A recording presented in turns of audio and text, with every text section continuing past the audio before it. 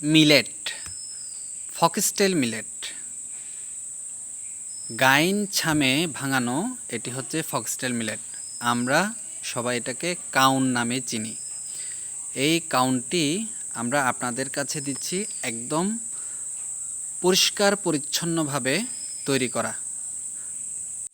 পাহাড়ে এই গাইন ছাইমকে অনেকে বলে হাত ঢেকি। হাত ঢেকিতে ভাঙা কাউন চাল চাষবাস থেকে যারা নিতে আগ্রহী তারা জানাবেন, খুব তাড়াতাড়ি আমরা এটা আপনাদের কাছে তুলে দিতে পারবো।